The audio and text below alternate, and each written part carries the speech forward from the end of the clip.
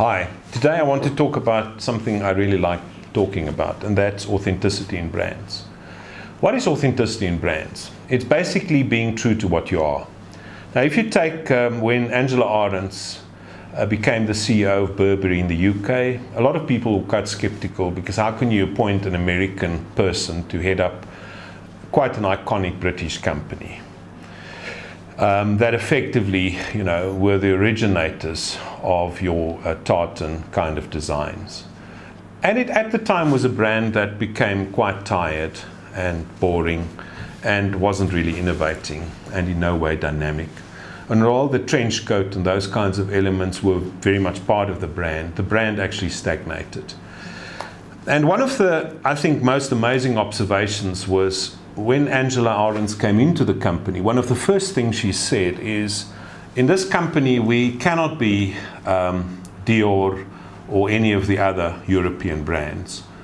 What we have to be is quintessentially British. In other words, the authenticity of our business and the authenticity of our brand is the fact that we must do Britishness better than anybody else.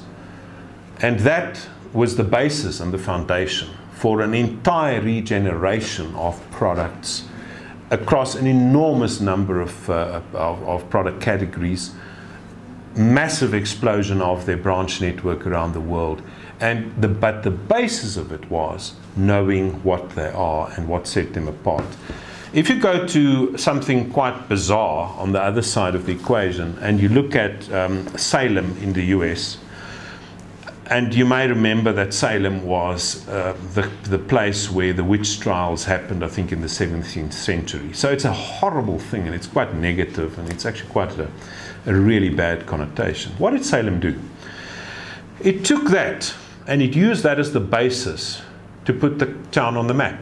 So effectively today you can go to Salem, and you can have tours, their online games about witchcraft, their ghost houses you can visit. There is a whole host of things that you can do that effectively use the authenticity of the witch trials that's quite negative and use that as business opportunities for entrepreneurs and companies and people to come into the town and create a whole business environment and an entire ecosystem around the authenticity of something that was quite negative. So authenticity in brands is fundamentally important.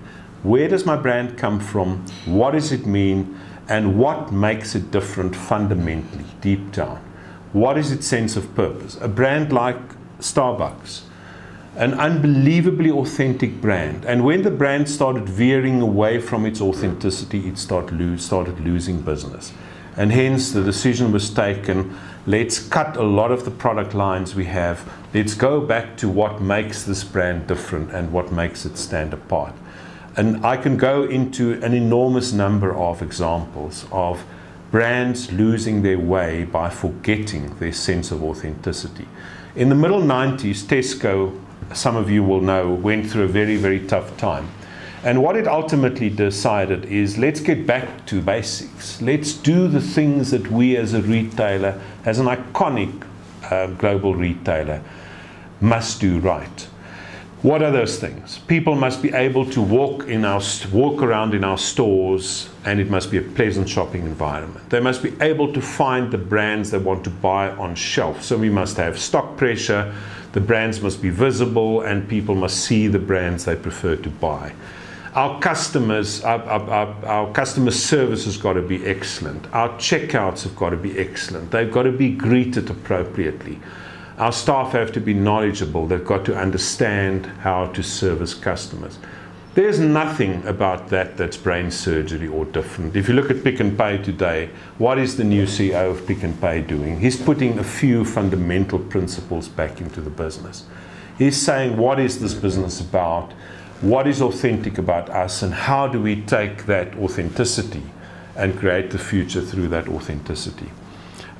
If you take brands like Prada, you can go on indefinitely. There is a certain design integrity that underlies every single design of Prada as a brand. There's a certain underlying authenticity that defines Louis Vuitton in every single thing that Louis Vuitton does. There is a certain authenticity that underlies Cartier and every single thing that Cartier does. So the reality for me is we can only do that if we fundamentally understand the origins and the authenticity of our brand and we remain true to ourselves. And once we've defined that and put it into simple words on one piece of paper, it becomes extremely easy to remain true to yourself.